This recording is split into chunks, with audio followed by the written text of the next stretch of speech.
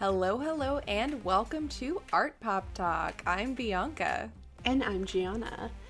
The time has come. This may be the most important public display of pop culture and art history that we get in a given year. And finally, she has arrived and she has returned, the one, the only Met Gala. May 6th, 2019 was the last time that we saw our beloved celebrities walk the Met stairs, celebrating with camp. Now they are back to benefit the new exhibit from the Metropolitan Museum of Art's Costume Institute in America, a Lexicon of Fashion. We also received an art news suggestion from an Artpop Tart on Anna Marie Tendler's photography, which we'll be sharing our thoughts on as well. There is way too much poppin' to get into, so let's talk it out. All right. Hello, dear sister. I feel like I just saw you because I did just see you in person, IRL. And now I'm back. Live and in the flesh. Live and in the flesh. And now I'm back here. But as I like to say, let's get into the chitty chatty of it all. I love the chitty chatty. This is Gianna and I's new favorite thing to type in our document for the show is just some chitty chatty. Some chitty chatty. Some chitty chatty. Well, we did a lot of chitty chatting over the course of your little vacation. All the family was up here in good old PA for a wedding, and it was so much fun. Also, you guys need to know that Gianna and I danced to Rain on Me in public for the first time, and truly there was no other feeling like it in the world. And it's unbelievable that we haven't heard that in a public space. I know, which is supposed to be that dance EDM album of the Lady Gaga century, and we can't do it or her any freaking justice because we are continuing to sit in our apartments alone with no furniture. Well, speaking of Chromatica, on Sunday night, I watched the VMAs, and it was just, how was that a year ago? And did you watch the VMAs? Okay, I did not watch the VMAs because you didn't miss much. For the past 48 hours, folks, your girl has been finishing up a commission, which I can't wait to share with you guys. And it is for Discordia, and we did a lot of work on it for the album, so you guys will get to see the finished product here soon. But no, I did not watch the VMAs, and the conversations that we were getting today at the Met Gala about Keke Palmer winning her Emmy, I did want to kind of talk about that full circle moment and how we're already back to this kind of award season.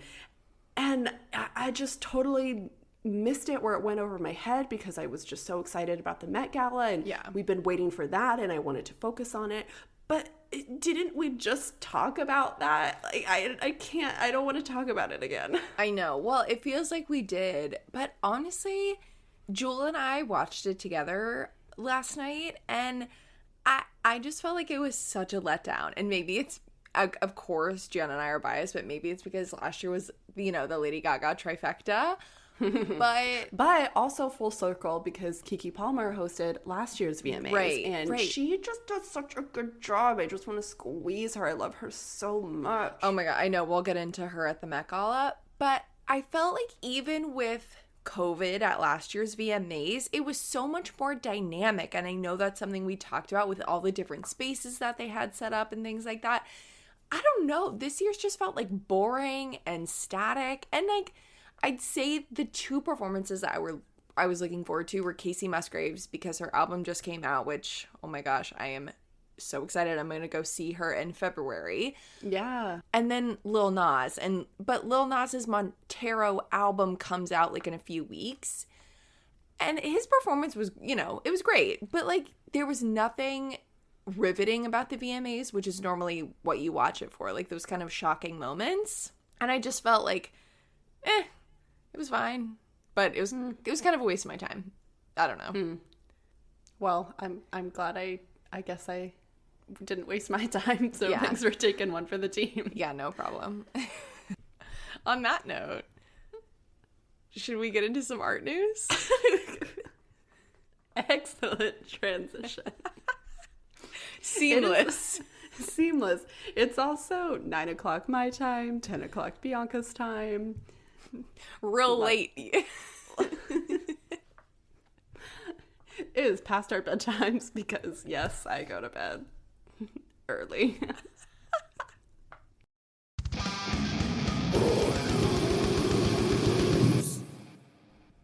All right, so let's get into some art news. So I am actually very excited to talk about this topic. It was suggested to us by an Artpop Tart, which we are so grateful for. Thank you for this topic for today. So we are going to talk about Anna Marie Tendler.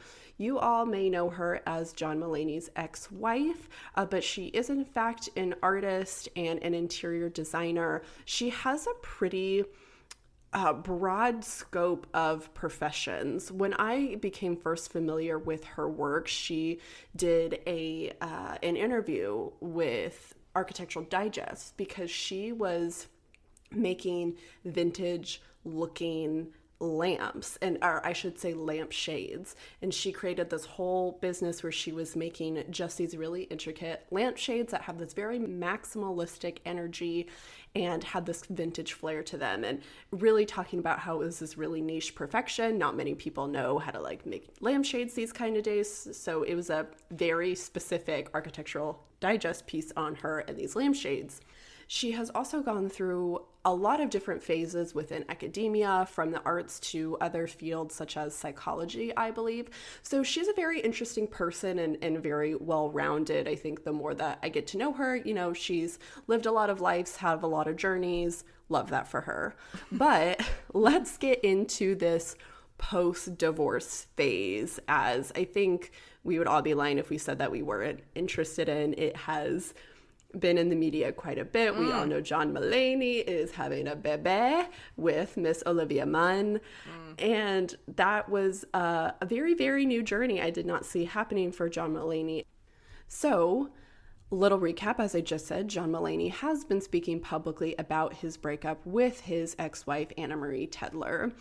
He's talked about it with Seth Meyers. He's talked about it a little bit with stand-up. So now her work, Anna's work, she's released this new series, and it's called Rooms in the First House. And it seems to reveal her state of mind after the split. In this series, she is particularly showing off her photography skills. Rooms in the First House is a whole photo series, which you could also say that it's a portrait series.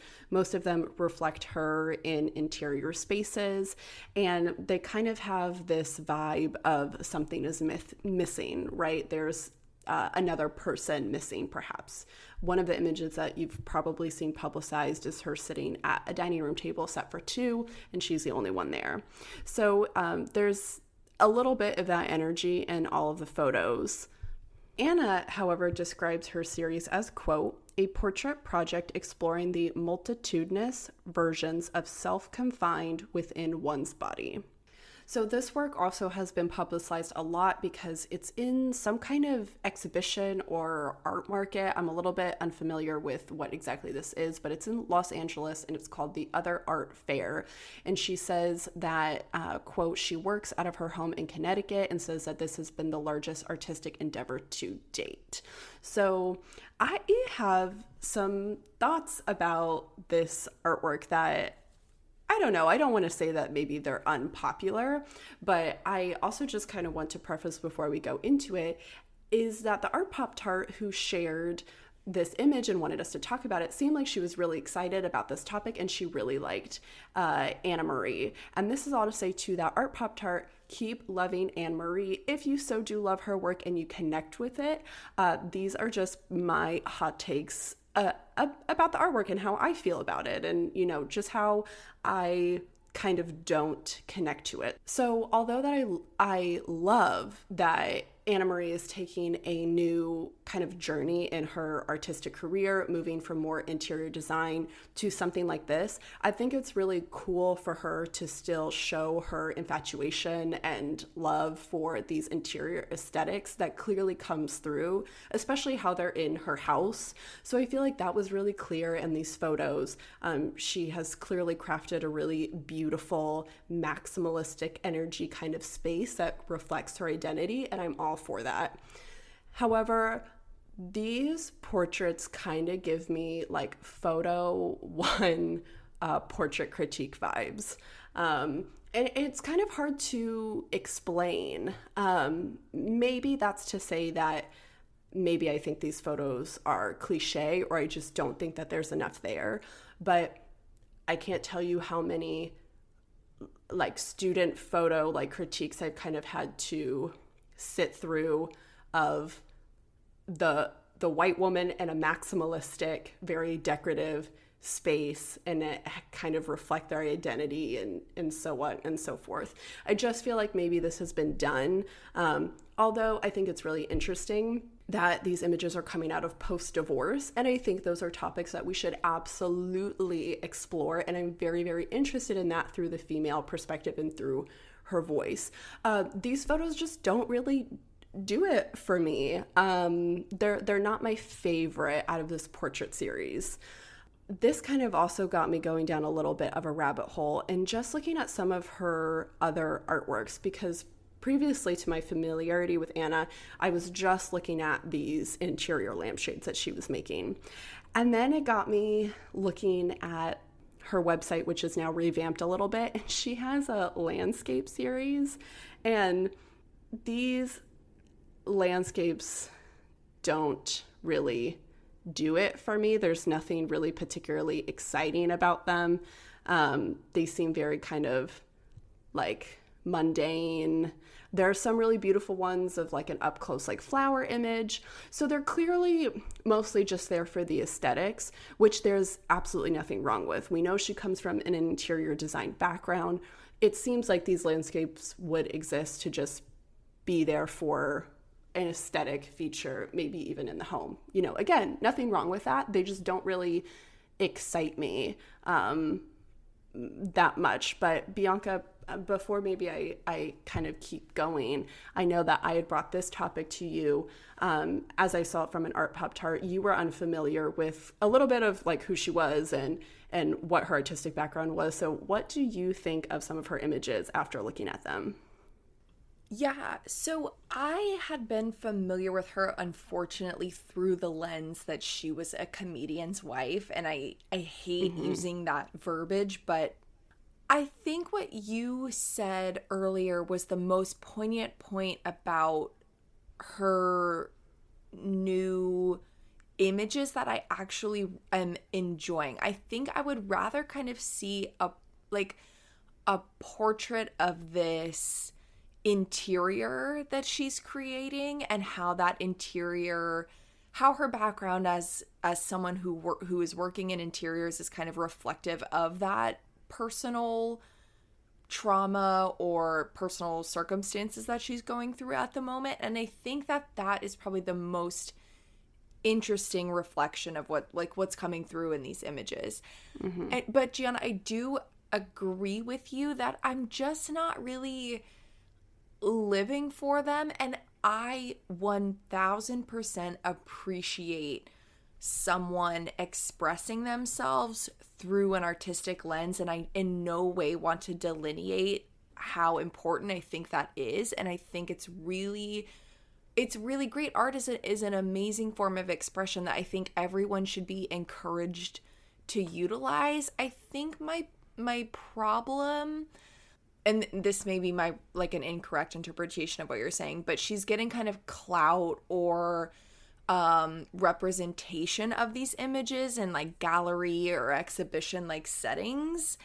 And I think that I have problems with that, not in the sense that she's not a trained artist or she doesn't have the visual eye, because clearly she does. She's someone who works in a creative field.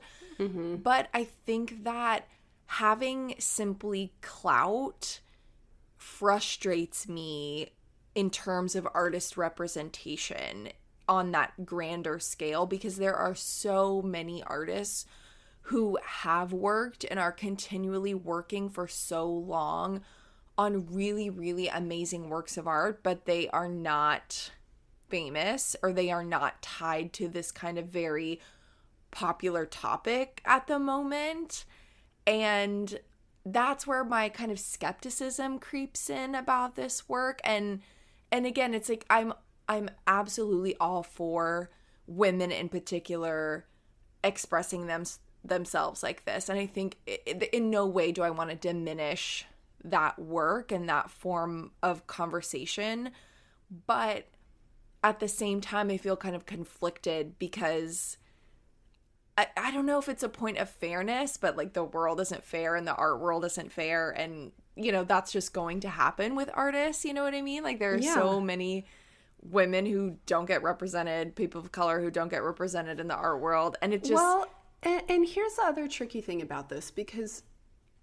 And what I'm kind of hearing through this conversation, I think we're both feeling the same thing, is where do we kind of draw the line between possibly exploiting a position that you are in through celebrity stature, nature, or connections, but also you are in full right to publicize your marriage and your relationship however you want to, and also take control of that. So it's kind of a little bit of like two sides that I'm kind of grappling with a little bit, but I think therein lies kind of why I wanted to talk about that today, and those intersections of why I'm interested in it, and maybe see how you all are feeling as well. See how this Artpop Tart feels, who suggested this topic. Right.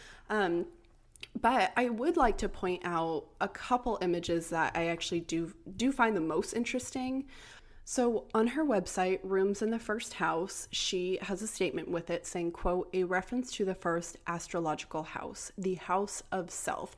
Another one that I've seen being publicized a lot, particularly on social media, which I do think is an aspect of this conversation that I want to talk about, is her lighting a cigarette with a candelabra. To me, this feels like a white woman's Instagram kind of moment. Thank you, Bo Burnham, for we need to put that into our actual art historian dictionary. I feel like that is definitely a part of this. And I feel like that is, it feels like maybe just kind of like a trendy like photo shoot to me.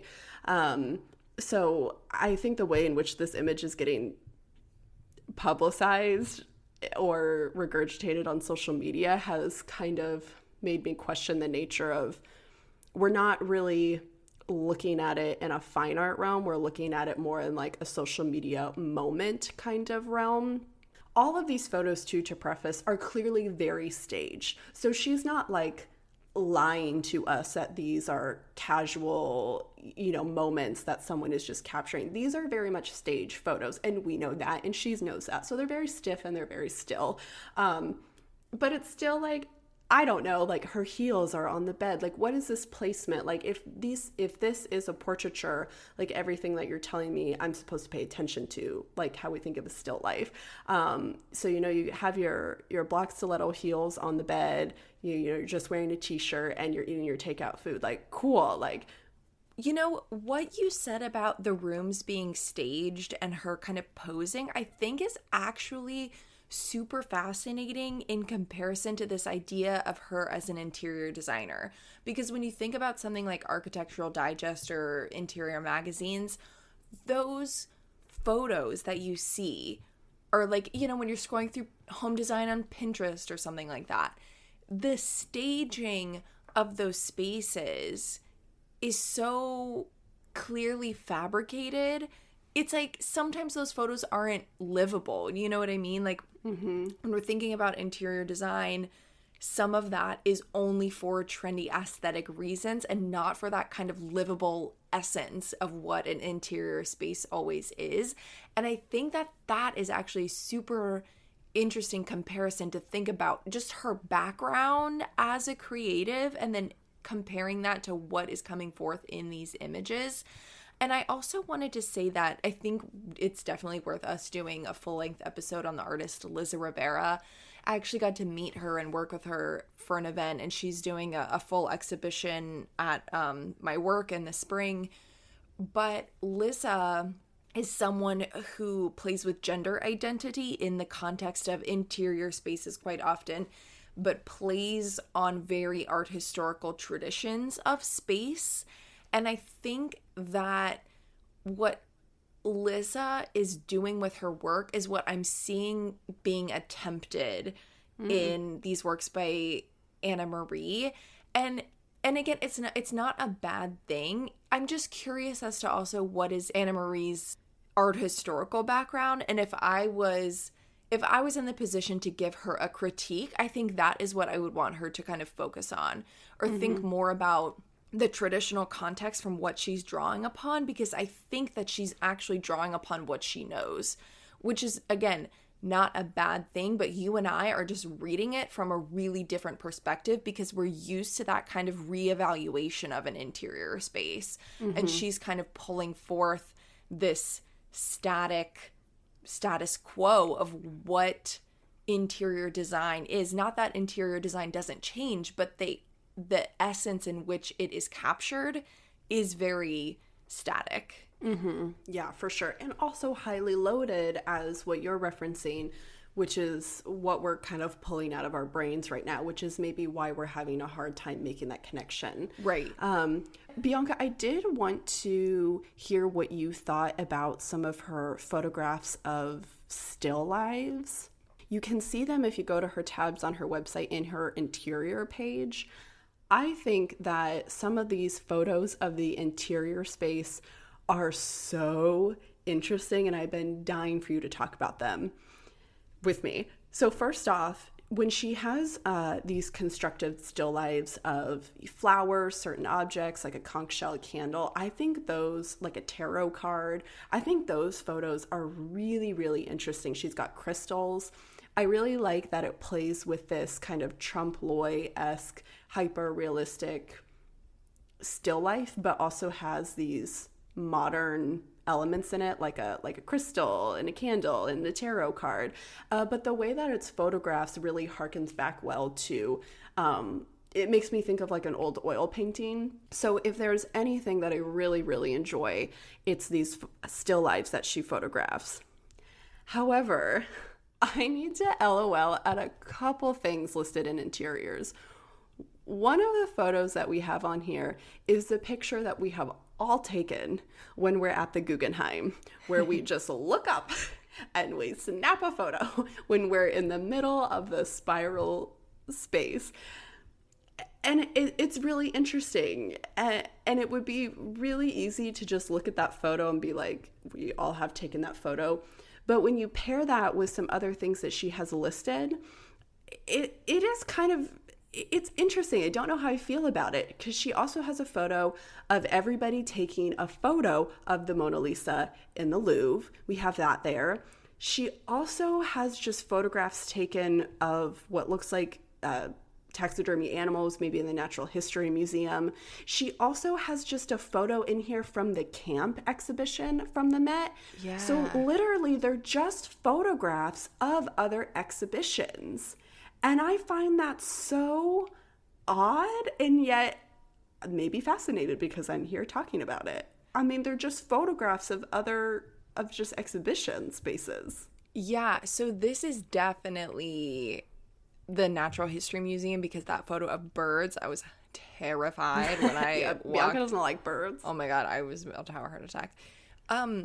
This is very odd, and I like, Jenna, I like these still lives. They're very beautiful. I think they're gorgeous. They're very pretty. I really like the way that they're lit. Yeah, and the way we've talked about Vanitas on this show before too.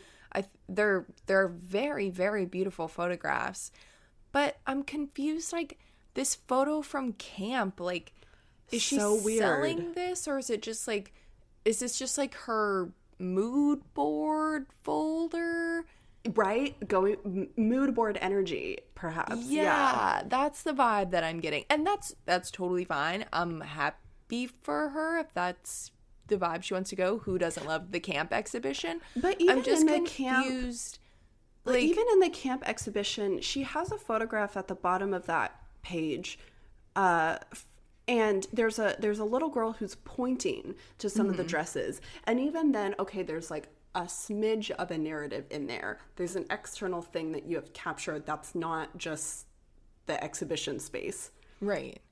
but then some of the other ones are literally just and like even the composition in which she's taken these images, they're not even centered.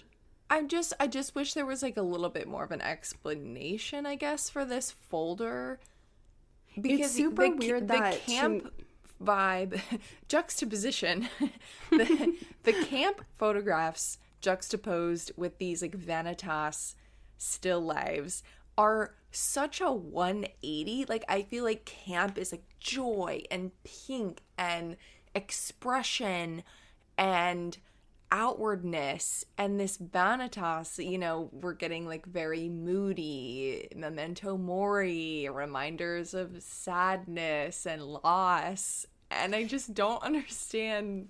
It's just weird to me that she would lump these really creditable, really beautiful, well-constructed still lifes and then throw them into a folder with a picture from the Guggenheim. Right, and that's my point, going back to what I said at the very beginning of this discussion.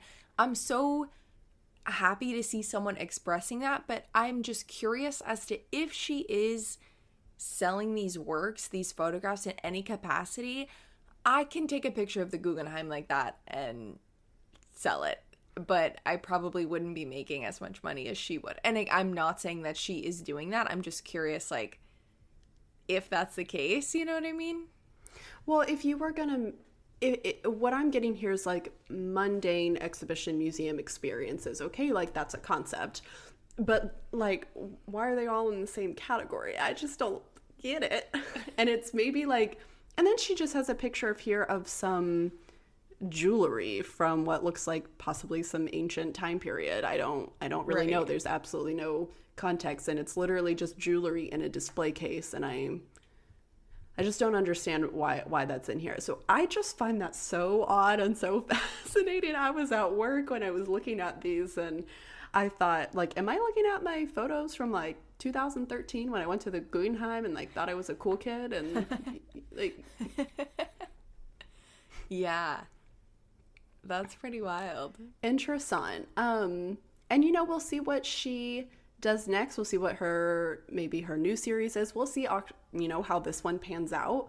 And yeah, interesting. But I'm glad that somebody suggested this, and I'm glad that we can share our thoughts together and just process it together, because this is very new journey, new experience, new artist that we're looking at, and I think we all are still kind of processing it.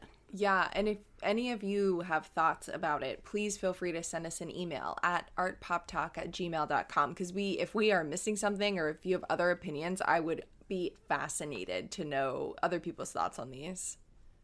Yeah, truly. Well, Bianca, should we take a little break? Let's do it. And then whenever we come back, we will be talking about the Met Gala.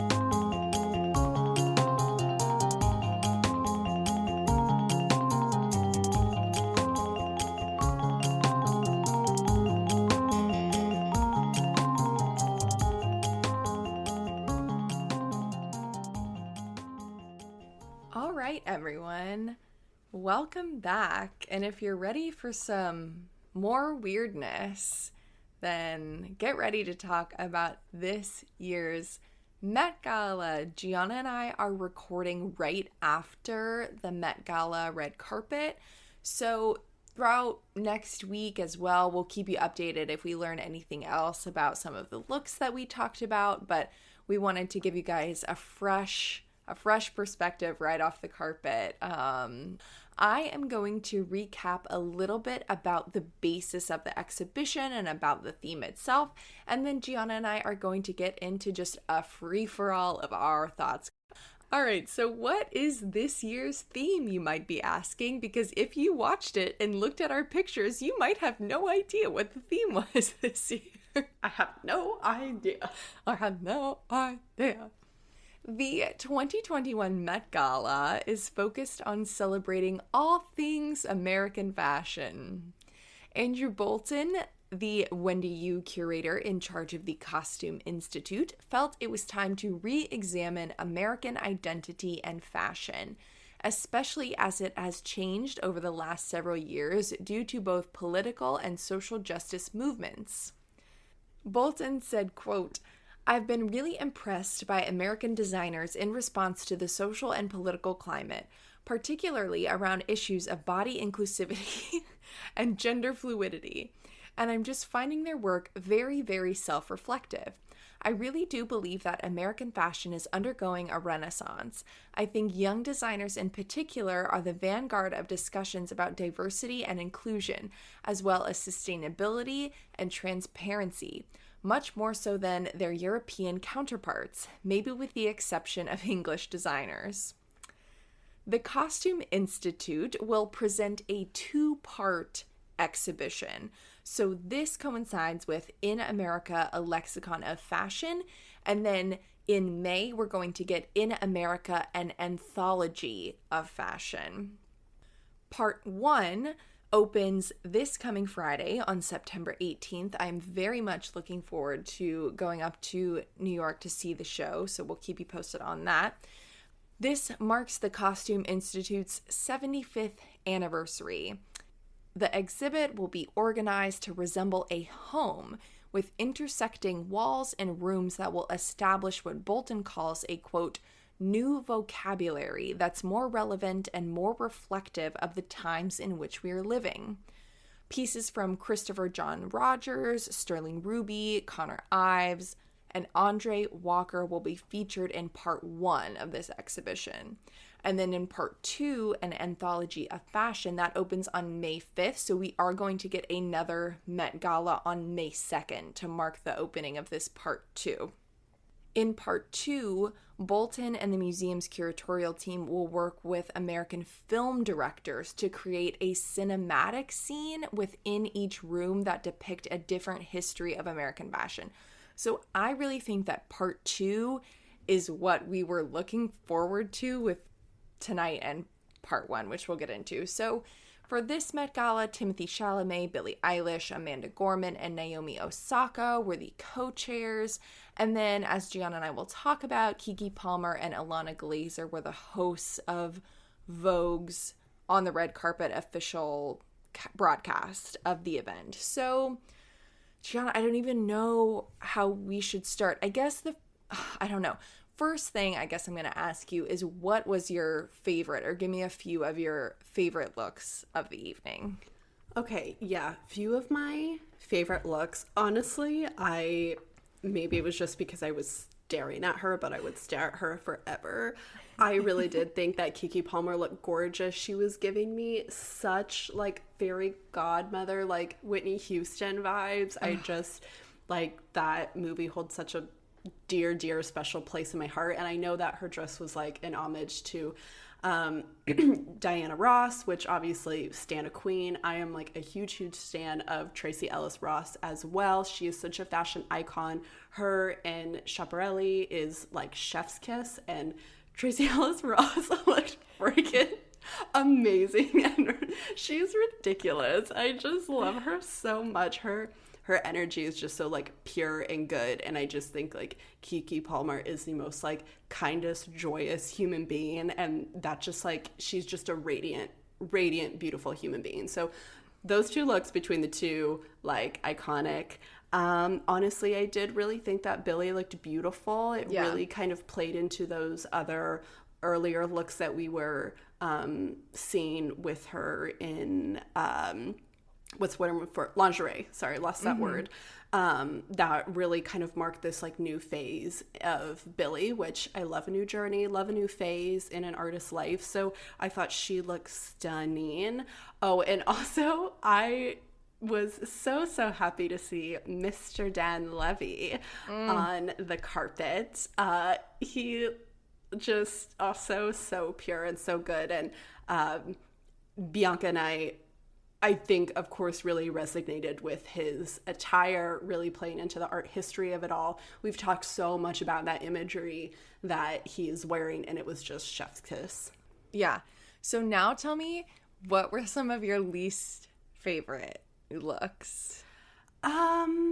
Okay, what was Frank Ocean doing with I texted Bianca, I said, yes, like, what is America if not, the epitome of a American project, which is Shrek, which we all stan. And at first, because Bianca watched on E, and I watched the live stream happening too, so I don't really know, I guess we'll find out, like, what were the differences we saw. Really, all the live stream was just the Vogue kind of interviews with Kiki primarily. But at first, Frank was just like walking the carpet and you couldn't see the front of the robot, like Shrek baby or green baby, whatever that was. And I was like, is he holding a robot? Because that baby is moving like very weirdly. And then I didn't like it. And then he came up and was wearing like an appropriated DreamWorks like logo hat. And it was interesting. Yeah. So that was I love a good bold look, but that was interesting. I was also LOLing just a little bit. They ask every person, it's just like, is it your first time here? It's my first time here. She asked Addison Rae if it was her first time at the Met Gala. And I was like, no shit, it's her first time. Like, we were all super pissed that we didn't get on TikTok, a year and a half ago. And for real. You know what I mean? So I think we're all a little bit salty about that. Not that she didn't look beautiful. Of course, everybody looked beautiful and I'm just a bitter woman. But I thought that was funny. Yeah. Yeah. I am struggling right now with this idea that the gown, how could they not be gorgeous? You know what I mean? How could these outfits not be gorgeous? But I wasn't really getting anything from it, you know what I mean? And we'll get into that here in a minute about this idea of kind of Hollywood glamour that I think a lot of people just honed in on rather than playing with that idea of a lexicon of American fashion. So I'm struggling a little bit, I suppose. I think I struggle because I also want to preference, it's very, very hard to, it's like you're critiquing somebody's appearance, which is not necessarily what this conversation is directed upon. And maybe I need to preface that because I just don't want to sound like a mean girl, but it's critiquing the intent of the event and the fashion that you and your team and your stylists constructed for this costume theme. Right. And I just just don't want to be like a mean girl, you know what I mean? But it's not about the person, it's about the idea. And one moment I was LOLing at, just because we really don't stand Chanel, was the only person that I heard say that they were wearing Chanel was Pharrell. And I liked his look though. He did. He looked great. And I'm not saying obviously Karl Lagerfeld made his suit and he looked great. I really liked his glasses. I liked the gold aesthetic of it all. But it was interesting to hear about how Chanel was wrapped up in the lexicon of American fashion. But again, neither, everything affects each other, but we still got the big names. We still got Versace. We still got Gucci. Gigi was wearing Prada, I think. And on the carpet, she was talking about I think that it's really, it's so simplistic she's Italian in American fashion, but she's Italian. I was like, no, it's hard because especially, a lot for some of our male celebrities as well who just come out and Texas who we expect some people to not take the costume theme into account. They just wear a suit by, a couture designer and it's going to be those big names. But honestly, I think some of the men were my favorite. Leon Bridges. Oh, yeah. Ooh. Oh my God. I think what I was looking forward to the most was really this idea of like Western wear. Yeah. And the play on fringe I also really loved, but Leon Bridges and that cowboy hat, ooh, I really enjoyed that. So I did think that was interesting though a little bit, because don't get me wrong, like I was expecting like gay cowboy energy, and I did get some of that, and I love that. But also it was the only things that I felt stood out to me, and this is just our first conversation going into it blindly after watching, was okay, it was either like British people just talking about old Hollywood glam, or like people just kind of diving into like Western French heritage, some diving a little bit more intently into like gay cowboy culture, which I like am more inclined to talk about and be more inclined to be interested in. But it was kind of just like a little bit of the two. It's like, oh, British people, like, oh, Hollywood. You know, Gianna, that's something that I was thinking about. Is I was really interested to see that. I thought that the people who are not necessarily from the United States, even though obviously these people work in the United States all the time, I was expecting kind of quote unquote foreign celebrities to really pull out what that quintessential view of American fashion is. Mm-hmm. And I really don't think that we got that, which was really, I was really expecting them to kind of turn up the heat a little bit. But I was surprised like how lacking it was, I guess, in this, like, in their perception of it. And that's also really interesting too in coming from the designers, of course, because, you know, we had a lot of people talk about Ralph Lauren. Like, I feel like anytime it was like, oh, simple Ralph Lauren, or, you know, Michael Kors, I was like, okay, are those the only two American designers that we're talking about? Because the rest of the time I felt like it was such a heavy focus on the kind of usual big European names. And it's wild to read that quote from the curator, you know, talking about how he wanted to like revamp how American fashion is in need of this kind of re-examination in terms of size and identity. And I'm so, like, was Kim there? Kim was she wearing all black? She was the one who looked like a Dementor. Which didn't even also, like, that's a British piece of work, honey. Like, you missed the mark.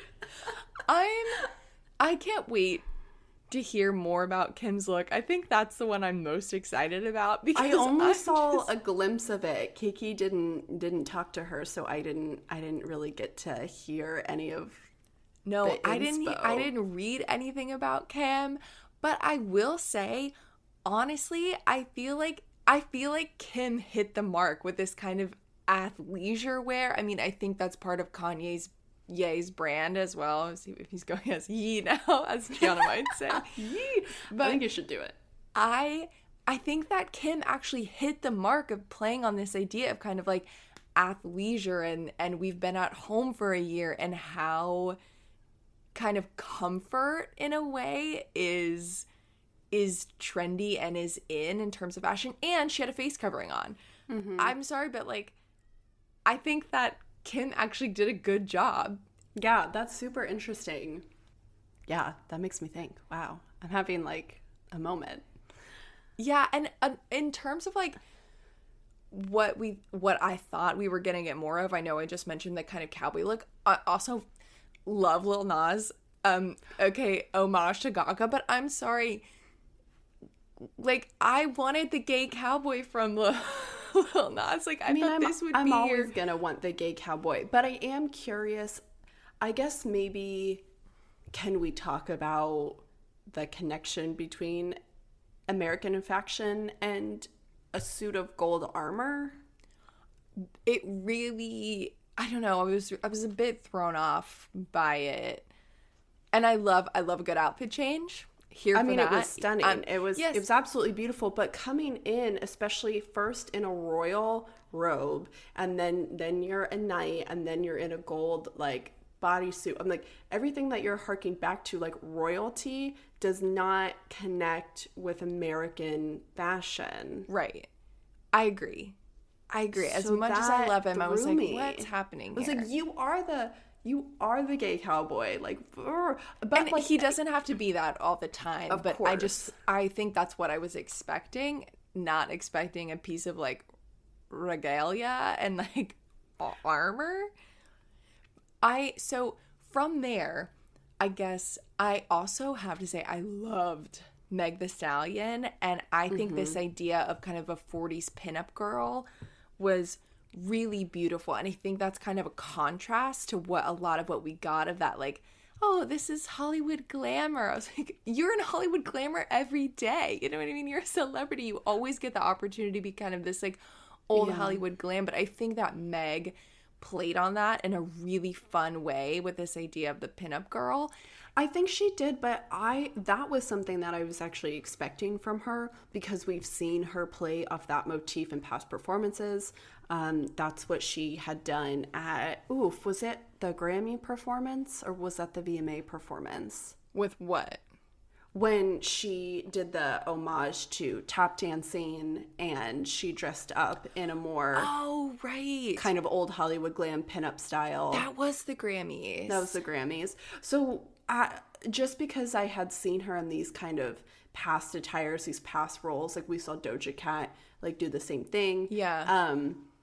I don't know. I was expecting that a little bit, but I adored her look and I really liked it a lot. And I didn't mind it from her or from Billie. And I appreciated how Billie, I really think like she had to make a stance and go full in with a costume because she is part of this event this year and is one of the co-chairs.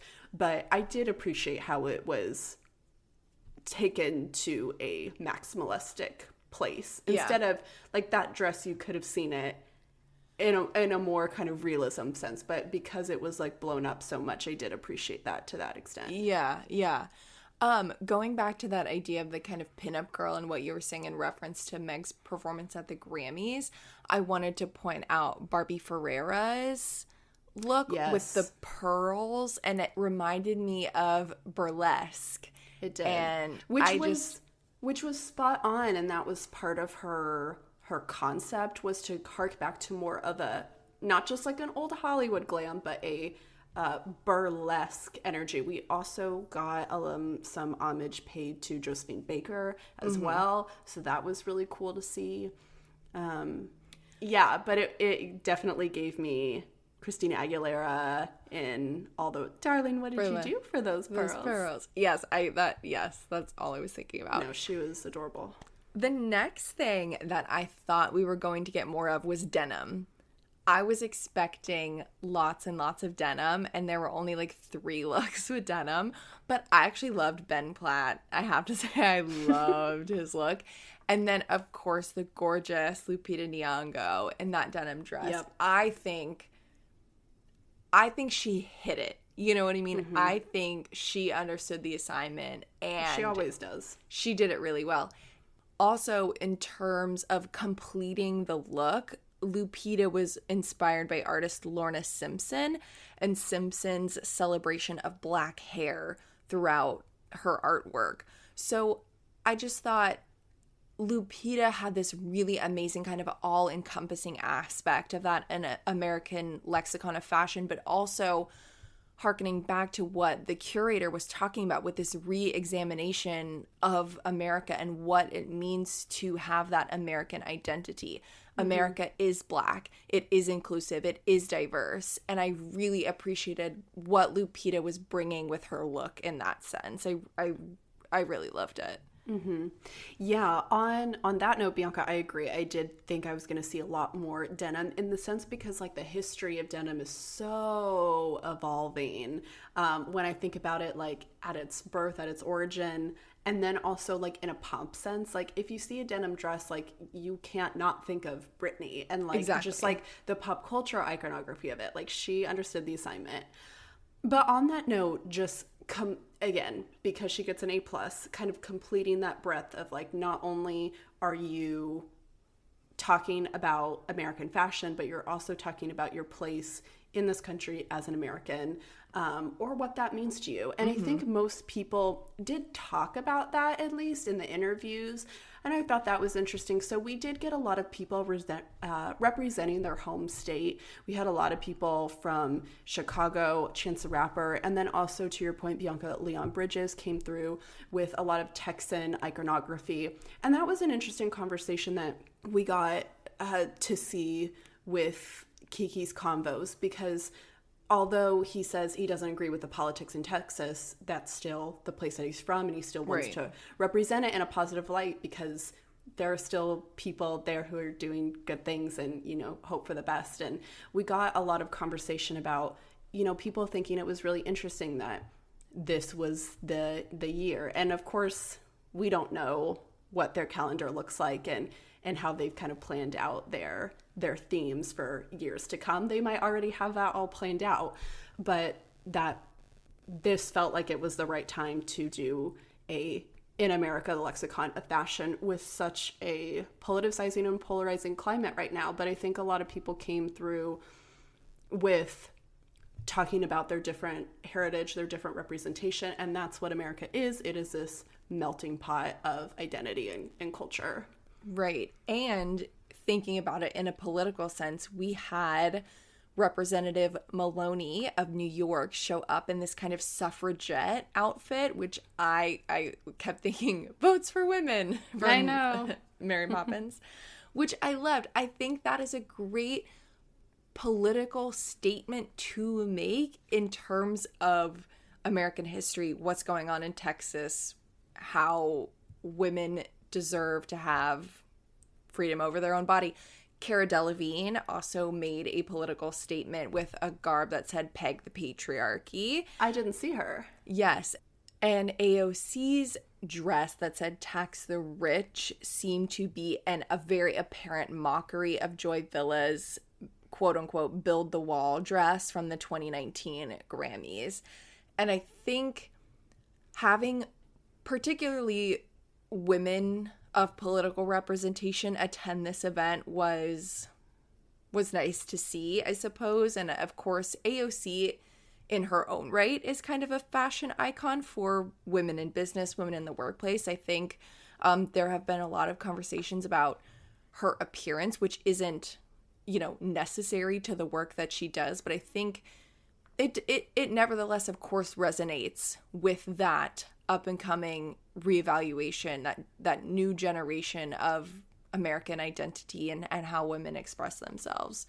Someone else that we need to talk about is Debbie Harry.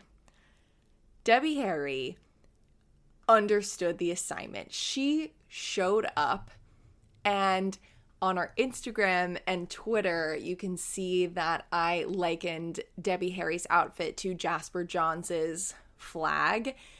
Well, Jasper Johns, too, something, it's hard to tell in that work of art that we see so much with a flag, but if I'm not mistaken, it's the term encaustic, which essentially is there's like layers and layers of wax and paint on this, and it's like very, very thick. And so I really also thought that was interesting, Bianca, that, you know, of course, when you see like a flag like that, I think our brains would work the same and we would go to that piece, but the layering of it all made me feel like that was a really good comparison. Mm-hmm. On top of that, Zach Posen was with her. Zach Posen was a designer. And who's to say he might have just been joking, but it was my understanding that he was saying when he was trying to understand the assignment, he actually wore these jeans. He wore that denim. And when he went, trekking across the American landscape, whatever that looks like, those were the pieces that he used and how he formulated that idea. So I thought the designer kind of talking about that experience was interesting. Also maybe slightly privileged. Like, I kind of was feeling like a little bit of like, is this real? Is this privilege? Or were you really trying to have a cathartic experience? Kind of in that very brief comment, my mind was kind of running all over the place. Yeah, I definitely see that. I think I think for me, I'm kind of strictly coming at it from a visual perspective of Debbie wearing the gown itself. And I think it's fascinating that the gown is kind of ripped apart, this hoop skirt that kind of looks at this, what we didn't necessarily get on the Met Gala, which I'm glad we didn't, but that kind of antebellum South, Gone with the Wind idea of American Southern fashion, which people rightfully really stayed away from. But I think Debbie's skirt kind of likens itself to that, but it's kind of ripped to shreds. And I think that fabric of the American flag is really kind of dissipating. And obviously we're seeing that throughout our political culture, but like the fabric of this country is kind of falling apart at the seams, which was in itself a really, I think, interesting statement in that garment. It's kind of interesting that you bring that up, because if I'm not mistaken, for the exhibition in itself, the works of fashion on display, I think at the earliest are, it's like 1940s and onward. And I think perhaps like that's maybe strategic, because also we are trying, this is a time of celebrating these different types of fashion, and you know, we don't want to celebrate pieces of fashion that also like hark back to like a super divided and racist rhetoric. It's not the right time to bring that into a context that is more celebratory. So that's interesting. But we also did get looks that went back to like the 1920s with kind of like the flapper burlesque, old Hollywood glam energy. But if I'm not mistaken, and I'm sharing an infographic more about the exhibitions that will be coming out this week, as especially we get more images of the pieces of fashion that will be on display. It was also kind of interesting to see, and Bianca, how you talked about earlier, how some of the concepts people were talking about maybe is what we're most looking forward to, which is the part 2 of this, which is really that quilted, that patchwork nature of not only like fashion, not only artwork, but how it's of our country and how it's documented. And so I think that kind of like melting pot concept that we're talking about plays very, very well into like the literal and the conceptual aspects of patchwork. And so I'll be really interested, and we should definitely do an episode about patchwork and about quilting and textiles, because that's such a huge, I mean, we could break that up into like a million different episodes. It's intense. Right, but how that's going to come through in fashion in the next exhibition, particularly if they're looking at it through a cinematic lens, is going to be pretty interesting. One of the things that I was surprised I didn't see, and I was kind of looking forward to, and perhaps this is my bias because I've been talking to Jewel about him, and we recently kind of got a Netflix show about him, but Halston. Yeah. Halston was such like an epic empire in American fashion, and has such a specific time frame too, and touched so many of our icons. And I only got one little reference to him, and it was so minute I can't even remember who the person was who was talking about him. But I was very surprised. We got so much about like, oh, understated chic, Ralph Lauren. And I'm like, you want to talk about like kind of like quintessential like basic kind of pieces of fashion. Halston not only touched that, but we also only got a little bit of like Studio 54 vibes from Camila Cabello, and I would have loved to see more of that era. Like, where was like the disco? Right. I was surprised by that. Really, that was like an era we just got a glimpse of, and as much as I thought Camila Cabello looked absolutely stunning, and like I love that purple energy that reads so clearly, I just wanted more. Yeah. Right. There were a few people who definitely gave me kind of that disco glam, which I really liked. What you said about simplicity was also heavily mentioned regarding Casey Musgrave's outfit.